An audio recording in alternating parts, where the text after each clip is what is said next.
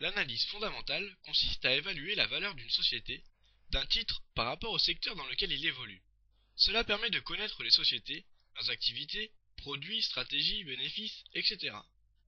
Souvent assimilée à l'analyse financière, elle consiste en réalité à une approche plus globale et, au-delà des aspects comptables, de nombreux éléments particuliers interviennent dans la détermination de la valorisation théorique d'une société. Il conviendra donc d'analyser les bilans, mais aussi les stratégies et leur pertinence sur une période donnée, avec pour but de déterminer le positionnement de la société par rapport à ses concurrentes, l'évolution de son secteur d'activité, etc. On parvient ainsi à estimer ses perspectives de croissance, la crédibilité de ses projets, l'évolution de son secteur d'activité, et encore bien d'autres choses.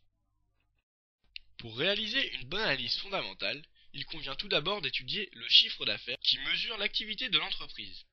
Son évolution est l'un des éléments servant à estimer la valeur réelle d'une société.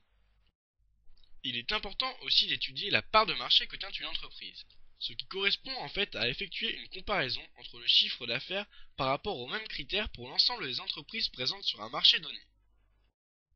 La part de marché et la croissance de celle-ci comparée à l'évolution de celle de divers concurrents sont des critères fondamentaux de performance des entreprises. Il convient enfin d'étudier la stratégie de l'entreprise et de la comparer à celle de ses concurrentes. Muni de toutes ces données, l'analyste réalise des calculs afin de déterminer la valorisation d'une entreprise.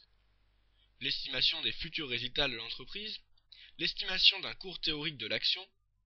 Il convient enfin de comparer le cours théorique de l'action au cours effectif sur le marché, pour savoir s'il est judicieux ou non de se placer sur le titre.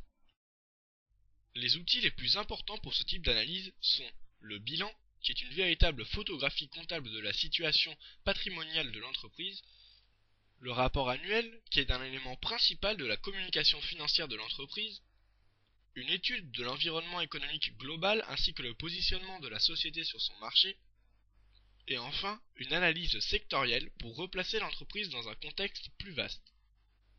Une étude fondamentale est donc indispensable et doit précéder tout investissement.